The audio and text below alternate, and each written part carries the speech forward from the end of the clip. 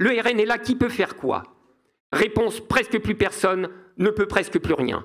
Nous sommes tous écrasés, la férocité de la répression est totale, les coûts de l'action militante faramineux, et en fait pour beaucoup d'entre nous prohibitifs.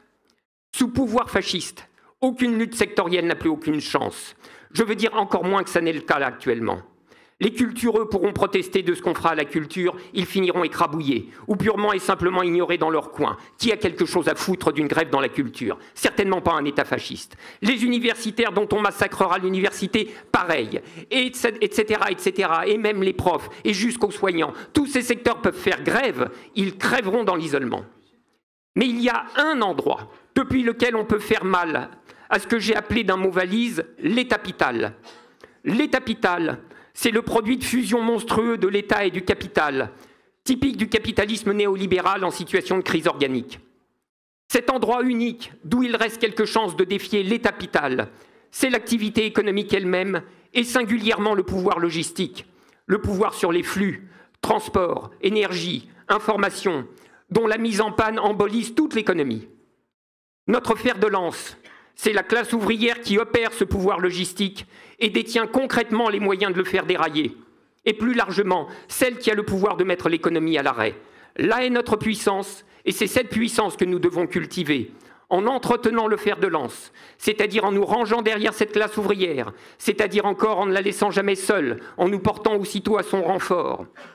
Comme l'ont montré les retraites l'an dernier, la seule chose qui ramène vraiment le pays à gauche, ce ne sont pas les élections, c'est le mouvement social réel.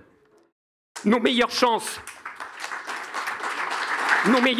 sont donc dans la lutte générale, et c'est cela qu'il faut préparer. Comment? Je n'en ai pas la moindre idée. Mais comment on est sûr de ne pas y arriver? Ça, je le sais.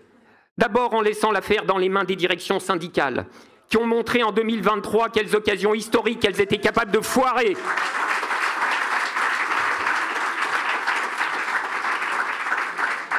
Et qui de toute façon sont des éléments du système institutionnel d'ensemble que rien ne les dispose à affronter décisivement.